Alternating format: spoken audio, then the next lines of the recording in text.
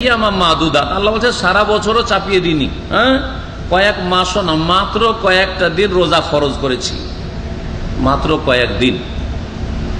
তারপরেও আল্লাহ বলছেন এই কয়েক দিনেও বেশ কিছু লোকের জন্য আমি ছাড় দিয়েছি। তারা সেই সময়গুলিতে রমজানের দিনে যদি রোজা না রাখতে পারে অন্য সময় রাখবে, অন্য সময় রাখবে।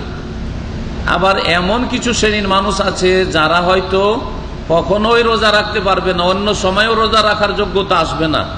ওদের জন্য মিসকিনকে খাবার দিয়ে দেওয়ার আল্লাহ পাক রাস্তা রেখেছেন। যেখানে মুশকিল সেখানে আল্লাহ পাক আসান করেছেন। এই যে কোরআন এবং হাদিসের নীতিমালা, এই নীতিমালাটি এই ক্ষেত্রে বর্ণনা করব। যেই সব লোকদের জন্য রমজান মাসে দিনে পানাহার করা জায়েজ, রোজা ছাড়া জায়েজ, ওদের কথা আজকে উল্লেখ করব। আল্লাহ বলছেন ফামান কানা মিনকুম মারিজান, তোমাদের মধ্যে কেউ যদি অসুস্থ থাকে, আও আলা সাফারিন, অথবা সফরে থাকে, ফাইদ্দাতুম মিন আইয়ামিন উখার, তাহলে ওই সংখ্যাগুলি অন্য দিনে পুরা করে নিবে। যেই সংখ্যা আপনার ছুটলো রমজান মাসের রোজা, 5 দিন সফরের কারণে ছুটলো, 5টা দিন অসুস্থতার কারণে ছুটলো, 5টা দিন মাসিকের কারণে আপনার স্ত্রীর, আপনার মা বোনের, কোনো মহিলা, মুসলিম মহিলার ছুটলো, অথবা নেফাসের কারণে কয়েকদিন ছুটলো, ফাইদ্দাতুম মিন আইয়ামিন উখার, অন্য সময় এই গণনা পুরা করে নিতে হবে, কাজা করতে হবে। আর আলহামদুলিল্লাহ বছরে এমন ছোট দিন আছে যেই রোজা আজকালকার দিনের অর্ধেক রোজাও না। সময়ের দিক থেকে অর্ধেক চাইতে একটু বেশি হইলেও এত ঠান্ডা, এত শীত, এত আরাম যে পৌষ মাস, মাঘ মাস, অগ্রহায়ণ মাস, এই মাসগুলি অগ্রহায়ণ, পৌষ, মাঘ, শীতকালে রোজা রাখা এত সহজ যে আমরা ওই দুপুরে খেয়ে যে রাত্রের 9টা 10টায় খাই, এর মধ্যে একটা রোজা ধরে নিতে, এর মধ্যে এইরকম খিদে প্রায় দিনে আমাদের থাকে, থাকে না? থাকে না? নাস্তা পানির সুযোগ পান না, ওই দুপুরবেলা খেয়েছেন আর রাত 10টায় ডিউটি শেষ করে আসছেন, ওইভাবে থাকছেন, অনেকেই থাকছেন, প্রতিদিন থাকছেন, অভ্যাস হয়ে গেছে। পৌষ মাঘ মাসের রোজা, শীতের দিনের রোজা এর চাইতে বড় না। এই দিনগুলিতে রোজা রাখা যায়, কিন্তু অনেকেই অবহেলা করে কাজা রোজাগুলি পুরা করে না, থেকেই যায় গুনাহগার হয়ে। তো আল্লাহ পাক যাদের জন্য ছাড় দিয়েছেন তাদের প্রথম শ্রেণীর মানুষ হচ্ছে অসুস্থ ব্যক্তি। কারণ হচ্ছে অসুখ। কেউ যদি এমন অসুখ থাকে যেই অসুখের অবস্থায় রোজা রাখা কষ্টকর, তাহলে রোজা কাজা করবে, রমজান মাসে দিনে পানাহার করতে পারবে। আর অন্য মাসে যখন সুস্থ হয়ে যাবে 11 মাসের মধ্যে যেই কোনো দিনে রোজাগুলি কাজা করে নিবে। একটানা করতে পারে, আবার ফাঁক ফাঁক দিয়েও করতে পারে, কোনো অসুবিধা নেই। একদিন রাখলো, আবার আর একদিন রাখলো না, সপ্তাহে 2 দিন রাখলো, 3 দিন রাখলো। জরুরি নয় যে একটানা রেখে যেতে হবে, একটানা রাখা সম্ভব নয় হয়তো অনেকের জন্য। ডিউটি করেন, কষ্টের কাজ করেন, যেই দিন একটু কাজ কম আছে ওই দিনে রেখে নিলেন। আল্লাহ পাক ছাড় দিয়েছেন, কত দিন সহজ, চিন্তা করুন আপনি। তো যেই ব্যক্তি অসুস্থ তাকে আল্লাহ ছাড় দিয়েছেন। 2 নম্বরে যাকে ছাড় দিয়েছেন সে হচ্ছে মুসাফির। সফরের অবস্থায় থাকা হচ্ছে আপনার জন্য ছাড়। সেই সফরটা নেকির সফর হোক, অথবা এমনি নেকিরও সফর নয়, জায়েজ সফর, হারাম সফর না হয় যাতে করে। সফর 3 রকমের। নেকির সফর, হ্যাঁ, সেই নেকিটা ফরজ নেকি হইতে পারে, আবার মুস্তাহাব নেকি হইতে পারে। আর আরেকটা হচ্ছে জায়েজ সফর, আর একটা হচ্ছে নাজায়েজ সফর, হারাম সফর।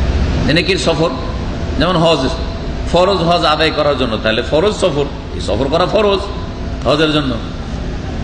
আর এইরকমই ধরেন আপনার নফল, আপনার উমরা করতে যাচ্ছেন, অথবা আপনি নফল হজ করতে যাচ্ছেন, জি, এইরকম মেলা নফল কাজ আছে, মুস্তাহাব কাজ আছে, ভালো কাজ আছে। বা এলেম শিখা ফরজ, অনেক সময় এলেম শিখা ফরজ, ফরজে কিফায়া, তো এলেম শেখার জন্য যাচ্ছে, অনেক সময় ফরজ, অনেক সময় মুস্তাহাব। তো এগুলো হচ্ছে নেকির সফর। জায়েজ সফর, কোথায় এমনি ভ্রমণের জন্য যাচ্ছেন, কিন্তু কোনো গুনার উদ্দেশ্য নয়, কোনো এক জায়গায় ঘোরাফেরা করার জন্য যাচ্ছেন কোনো শহরে, হ্যাঁ, কিন্তু সেখানে কোনো গুনার উদ্দেশ্য নাই, এটা হচ্ছে জায়েজ সফর। আর হারাম সফর হচ্ছে যদি কোনো হারামের নিয়তে, হারাম, ওখানে পাপ করব, অন্যায় কাজ করব, সে কাউকে খুন করবে অথবা ব্যভিচার করবে অথবা মদ খাবে, হ্যাঁ, বা চুরি ডাকাতি করার জন্য সফর করছে এক জায়গাতে আরেক জায়গায়, জি, এরা হচ্ছে গুনাহগার। তাদের জন্য অনেক ওলামারা বলছেন যে গুনাহগার মুসলিমের জন্য ছাড় নেই, গুনাহ করার উদ্দেশ্যে যদি সফর করে তাদের জন্য ছাড় নেই, তাদের জন্য কোনো মাফ নেই। সফর হচ্ছে দ্বিতীয় কারণ। সফরে যদি কেউ থাকে, দৈনিক যদি সফর করে ছাড়তে পারবে, কিন্তু অন্য সময়ও কাজা করতে হবে। যদি সফরে কষ্ট না হয়, নর্মাল সফর রোজা রেখে নিক, যেমন এর আগে বলেছি, আর না হলে যদি ছাড়ে বা কষ্ট হয়তো ছেড়ে দেবে আর পরে সংখ্যা পুরা করে নিবে। এই দুটি বিষয় কোরআনে কারীমে উল্লেখ করা হয়েছে। ফামান কানা মিনকুম মারিদান, আল্লাহ বলছেন, আও আলা সাফার, কেউ যদি অসুস্থ থাকে অথবা সফরে থাকে, ফাইদ্দাতুম মিন আইয়ামিন উখর, তাহলে অন্য সময় সংখ্যাগুলি পূরণ করে নেবে। তৃতীয় ওজর, এই ওজরগুলি অনেকে বুঝে না, আবার অনেকে বুঝলে ভুল বুঝে, এই জন্য সঠিক জিনিসটা আজকে ভালো করে শোনেন।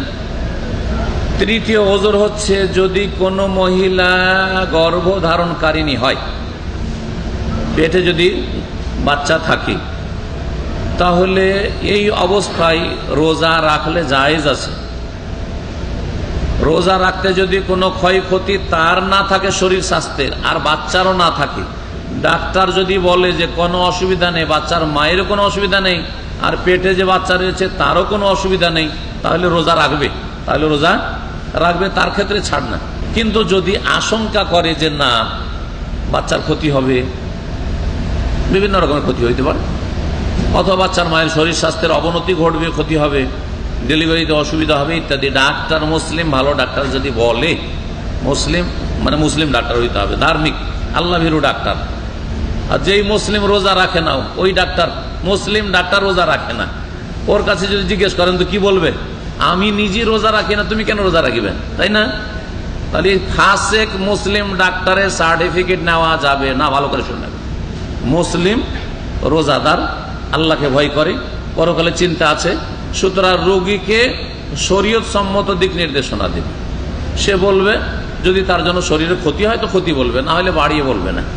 যদি এইরকম থাকে তাহলে রোজা কাজা করতে পারবে। রোজা তখন ছেড়ে দেবে, রমজান মাসে পেটে বাচ্চা আছে, রোজা ছেড়ে দেবে, পরে রোজা কাজা করবে 11 মাসের মধ্যে যখন সম্ভব হবে তার। 4 নম্বরের ব্যক্তি যার জন্য শরীয়তে ওজর আছে, তা হচ্ছে এমন মহিলা যে নিজের বাচ্চাকে দুধ পান করায় 2 বছরের মধ্যে, কারণ 2 বছর হয়েছে বাচ্চার দুধ পানের অধিকার, আর বিশেষ করে প্রথম দিকটাই। কিন্তু কোনো মহিলার যদি এমনি অভ্যাস না থাকে, আসলে দুধ পান করেন, আজকাল কিন্তু ফ্যাশন হয়েছে, আপনারা বেশি জান আমার চাইতে, 2-4 মাসও দুধ পান করাতে চায় না বাচ্চাকে, 2-4-6 মাসও বাচ্চাকে দুধ পান করাতে চাই না। বাচ্চা ভূমিষ্ঠ হওয়ার পরে পরে বেবি ফুড ধরিয়ে দিচ্ছে, হ্যাঁ, শরীর ঠিক রাখার জন্য, যৌবন ঠিক রাখার জন্য ইত্যাদি ইত্যাদি। তাদের যে কত বাহানা আছে, হ্যাঁ, বাচ্চাকে দুধ দেয় না। যেই মহিলা বাচ্চাকে দুধ দেয় না, দুধ দিবে না, তাহলে এই বাচ্চার বাহানা করে এসে আমি বাচ্চাকে, যেহেতু বাচ্চা দুধ খাওয়ার বয়সে আছে, আমি রোজা ছাড়ছি, চলবে না? চলবে না। তাহলে স্তন্যদানকারী মহিলা যদি স্তন্যদান করে, বাচ্চাকে দুধ পান করায়, তাহলে তার জন্য দেখতে হবে যে বাচ্চাকে দুধ পান করানোর জন্য দেখা যাচ্ছে যে রোজা রাখার জন্য বাচ্চার দুধ কমে যাচ্ছে, বাচ্চার কষ্ট হচ্ছে, অথবা বাচ্চার মায়ের শরীর স্বাস্থ্যের অবনতি ঘটছে, এইরকম যদি কিছু হয়, তাহলে 4 নম্বরে এইরকম মহিলারও রোজার ক্ষেত্রে ছাড় রয়েছে, রোজা কাজা করবে। এদের সঠিক মাসলা, এই মাসলা ইখতিলাফ আছে যে কি করবে পরে।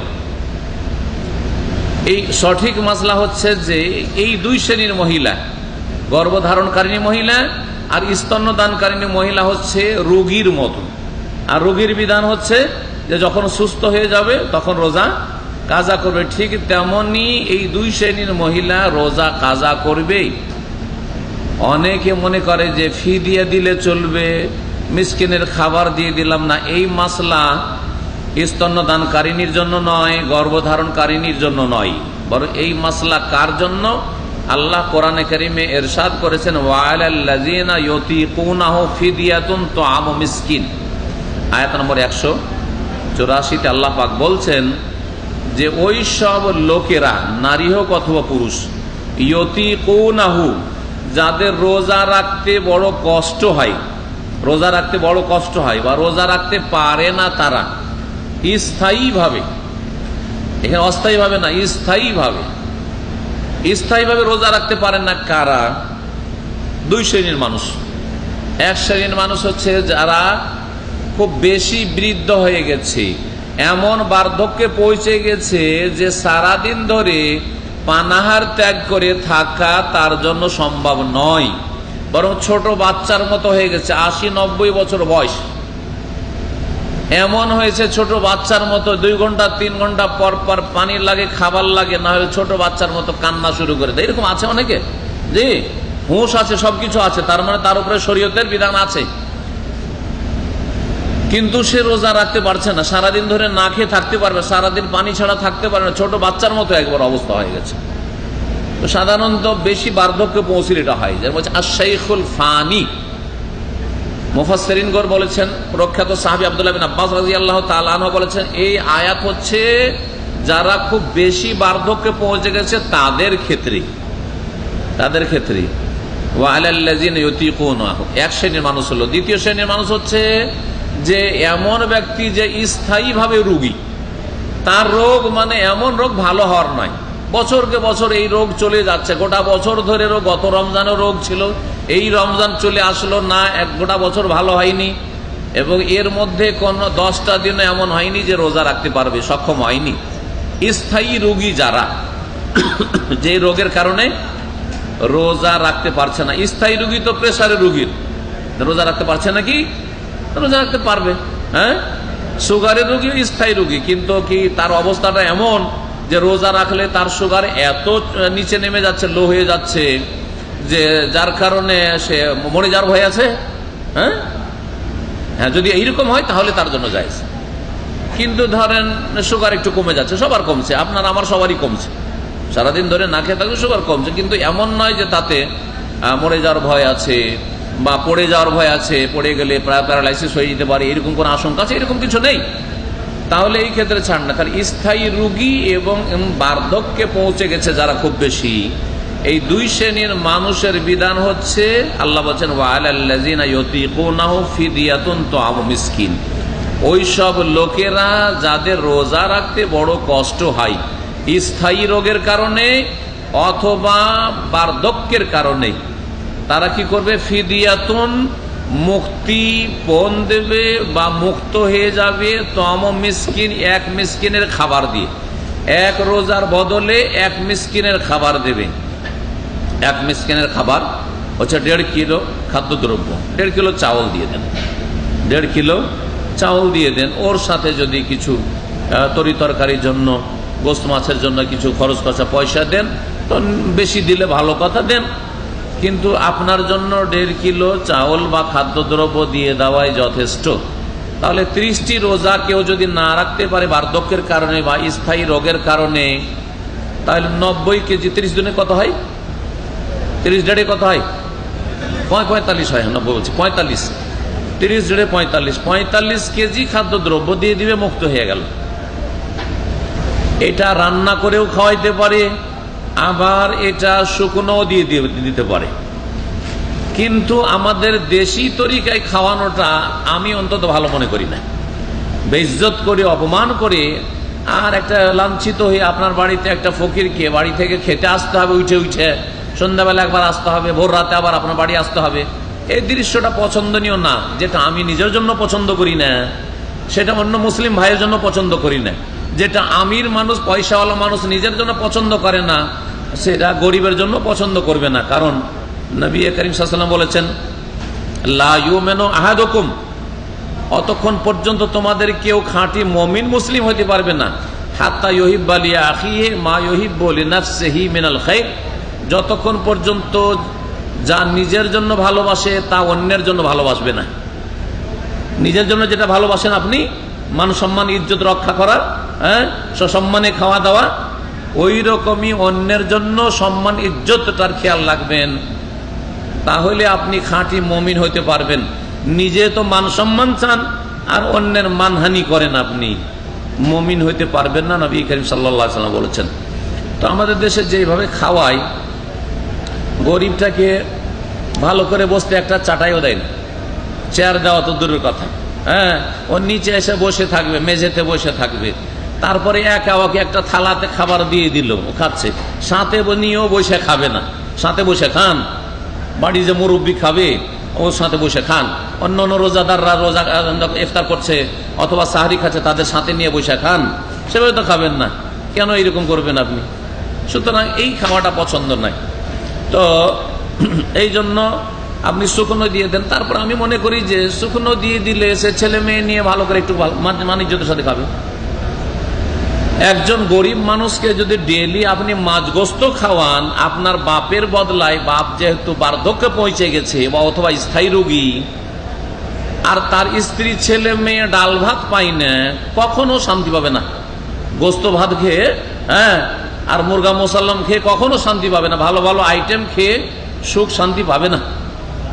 কিন্তু তাকে যদি দিয়ে দেন, রান্না করা দিয়ে দেন, ও বাড়িতে নিয়ে যেয়ে খাক, পার্সেল দিয়ে দেন, বাড়িতে নিয়ে ছেলে মেয়েকে নিয়ে বসে খাক, অথবা আপনি কাঁচাই দিয়ে দেন, খরচ খরচা দিয়ে দেন, ও বাড়িতে পাকশাক করে খাক, ছেলে মেয়ে নিয়ে সবাইকে শরিক করবে, সুখ দুঃখে শরিক থাকবে, খাবে। এটা সবচাইতে ভালো যাদের বাড়িতে এই রকম সদস্যরা আছে, স্থায়ী রোগী অথবা বার্ধক্যে পৌঁছে গেছে খুব বেশি, যার কারণে রোজা রাখতে পারছে না, যার কারণে রোজা রাখতে পারছে না। কিন্তু অনেকে আছে 70-80 বছর বয়স, রোজা রাখতে পারে, দিব্যি রোজা রাখতে পারে, সে রোজা রাখবে, তার জন্য রোজা ফরজ। 4 শ্রেণীর লোকের কথা বললাম। 5 নম্বরে যার জন্য রোজা ছাড়া জায়েজ কিন্তু পরে কাজা করতে হবে, সে হচ্ছে এমন ব্যক্তি, যেই ব্যক্তি কোনো একজন অসহায় ব্যক্তি যে মরতে যাচ্ছে, হয় ডুবতে যাচ্ছে অথবা আগুনে ফেসে গেছে, আগুন লেগে গেছে বাড়িতে, ওকে রক্ষা উদ্ধার করতে হবে, অথবা পানিতে ডুবছে, পুকুরে অথবা নদীতে ডুবছে, ওকে উদ্ধার করতে হবে। কোনো ব্যক্তিকে উদ্ধার করার উদ্দেশ্যে যদি ইফতার করে যে আমি রোজা না ছাড়লে এই লোকটির জান বাঁচাতে পারবো না, তাহলে রোজা ছাড়া তার জন্য জায়েজই নয়, ফরজ। তখন রোজা ছেড়ে দিয়ে মানুষের জান বাঁচাতে হবে, এটি হচ্ছে শরীয়তের মাসলা। আল্লামা ইবনে উসাইমিন রাহমাতুল্লাহ বলছেন, ওমিনাল আযারি আইজান আন ইয়াহতাজাল ইনসানু ইলাল ফিতরি লিইনকাযি মাসুমিন মিন হালাকা। কোন নির্দোষ ব্যক্তি, নিরীহ ব্যক্তি, কোনো অপরাধ করেনি কিন্তু এক মুসিবতে ফেঁসে গেছে, তাকে উদ্ধার করার জন্য যদি রোজা ইফতার করা লাগে তাহলে রোজা ইফতার করবেন। সেটা শুধু ডুবার ক্ষেত্রে আর আগুনে ফেঁসে যাওয়ার ক্ষেত্রে নয়। ধরেন একজন লোককে 5 জন মিলে মারছে, মেরে ফেলে দিবে, এটা একটা অবস্থা হইতে পারে। আজকাল এরকম অহরহ হচ্ছে। দলাদলি করার কারণে এই রাজনৈতিক দলগুলি একদল আরেক দলের লোককে ওইভাবে গরু ছাগলের চাইতে খারাপ করে পিটছে। গরু ছাগলকে এরকম করে মারে না আজকাল। জি হ্যাঁ, এইরকম জালেম মুসলিম পয়দা হয়েছে। কাফের তো দূরের কথা, কাফের তো হইতেই পারে, আল্লাহ পরকালে তার বিশ্বাস নাই, কিন্তু মুসলিমের চরিত্র এইটা। তো যদি এইরকম দেখা যায় যে 5 জন লোকে একটা লোককে মারছে, আপনি ওই লোকটিকে উদ্ধার করবেন, কিন্তু উদ্ধার করার জন্য যদি এদেরকে প্রতিহত করতে যান তো আপনি রোজা রেখে পারবেন না। হ্যাঁ, এদের সাথে দরকার হলে ধাক্কাধাক্কি করতে হবে, মারামারি করতে হবে, হ্যাঁ, এদেরকে পিটুনি দিতে হবে, তাড়াইতে হবে। সেই সময় যদি রোজা ইফতার করা লাগে এদেরকে তাড়াবার জন্য, একটা নির্দোষী মানুষকে উদ্ধার করার জন্য, তাহলে সেই সময় রোজা ছাড়া শুধু জায়েজ নয়, অনেক সময় রোজা ছাড়া ফরজ। কারণ একজন নির্দোষী মানুষ, নিরীহ মানুষের জান বাঁচানো ফরজ। এইরকম আর একটি ক্ষেত্রে রোজা ছাড়া জায়েজ। সুস্থ মানুষ, বাড়িতে আছেন আপনি, হয়তো শহরে আছেন আপনি, অসুস্থ না আর মুসাফিরও না, তারপর রোজা ছাড়া জায়েজ। কোন ক্ষেত্রে? জিহাদ ফি সাবিলিল্লাহর ক্ষেত্রে। যদি সত্যিকার আল্লাহ রাস্তায় জিহাদ হয়, যেমন বর্তমানে সিরিয়াতে জালেম ইসলামের দুশ্মন মুনাফিক বাশারের দলের বিরুদ্ধে যে মুজাহিদিনরা লড়াই করছে, অথবা ইহুদের বিরুদ্ধে ফিলিস্তিনে লড়াই করছে, এইরকমই যে ইসলাম দুশ্মন শক্তিগুলি, মুনাফিক শক্তিগুলি ইরাকে ফাল্লুজায় সুন্নি মুসলমানদের উপর হামলা করেছে এই রাফেজিরা, এদেরকে প্রতিহত করার ক্ষেত্রে এই রোজার দিনে জুলুম অত্যাচার চলছে সুন্নি মুসলমানদের ওপর। তো এইরকম ক্ষেত্রগুলিতে মুজাহিদিনদের জন্য রোজা ছাড়া জায়েজ, বরং অনেক ক্ষেত্রে জরুরি, ফরজ। আল্লামা শাইখ ইবনে উসাইমিন রাহমাতুল্লাহ বলছেন, ওয়ামিন যালিক আইযান ইযা তাজাল ইনসান ইলাল ফিতর লিতাকাউই আলাল জিহাদ ফি সাবিলিল্লাহ। আল্লাহর রাস্তার জিহাদ, দুনিয়ার গরজে মারামারি করার জন্য নয়, আল্লাহর রাস্তায় জিহাদের জন্য। এইরকমই সৌদি আরবের দক্ষিণ অঞ্চলে বর্ডারে, ইয়ামানের বর্ডারে যে হৌসি জালেম, এই মুনাফিকগুলি সৌদি আরবের হামলা করে আসছে। তাদের কল্পনা যে মক্কা মদিনা আমরা দখল করব, এই ইরানি বাতিনি জালেম রাফেজি শক্তি, এই যে হুসিরা লড়াই করছে, এদের বিরুদ্ধে যেসব সেনাবাহিনী মুজাহিদিনা লড়াই করছেন, তাদের জন্য প্রয়োজন যদি হয় যে এখন প্রস্তুতি নিতে হবে, বসে থাকার সময় নাই, লড়াই চলতে আছে, এই অবস্থাতে রোজা ছাড়া তাদের জন্য জায়েজ। নবী করিম সাল্লাল্লাহু আলাইহি ওয়াসাল্লাম রোজা ছাড়তে বলেছেন মুজাহিদিনদেরকে। দলিল, মক্কা বিজয়ের সময় নবী করিম সাল্লাল্লাহু আলাইহি ওয়াসাল্লাম রমজান মাসে মক্কা বিজয় পৌঁছেছেন 8ম হিজরিতে। নবী করিম সাল্লাল্লাহু আলাইহি ওয়াসাল্লাম যখন মক্কায় পৌঁছলেন, দেখলেন যে সাহাবায়ে কেরামরা এই কাফের মক্কার লোকদের বিরুদ্ধে এখন লড়াইয়ের জন্য প্রস্তুত, আর সামনে মুখোমুখি হইতে পারে, কিন্তু হয়নি। তারা সব আত্মগোপন করেছিল, এদিক ওদিক পালিয়ে গিয়েছিল। সামনে মুখোমুখি লড়াই করার জন্য মক্কার মুশরিকেরা মক্কা বিজয়ের যুদ্ধে আসেনি। নবী করিম সাল্লাল্লাহু আলাইহি ওয়াসাল্লাম বলেছিলেন সাহাবায়ে কেরামদেরকে যে ইন্নাকুম লাকুল আদুওয়া গাদান, আগামী কালকে তোমরা মক্কায় আক্রমণ করবে মক্কা বিজয়ের জন্য, মক্কার মুশরিক কাফেরদের ওপর। ওয়াল ফিতরু আকওয়ালাকুম, আর যদি রোজা ইফতার করে দাও, মানে রোজা ছেড়ে দিয়ে দিনে পানাহার করো, তাহলে তোমরা বেশি শক্তিশালী হতে পারবে যুদ্ধের মাঠে। ফাআফতিরু, সুতরাং তোমরা রোজা ছেড়ে দাও, এই মক্কা বিজয়ে এসে রোজা রাখিও না, রোজা রাখিও না। তাহলে যেখানে ওই রকম জিহাদ ফি সাবিলিল্লাহ চলছে অথবা কোনো যুগে চলবে, সেই সময় মুজাহিদিন ফি সাবিলিল্লাহর জন্য রোজা ছাড়া জায়েজ। সময় শেষ হতে যাচ্ছে, একটি মাসলা আর উল্লেখ করব, সেটা হচ্ছে যে আপনি ধরেন মুসাফির, অধিকাংশ আমাদের ওজরগুলি হচ্ছে সফর অথবা অসুস্থতা। মুসাফির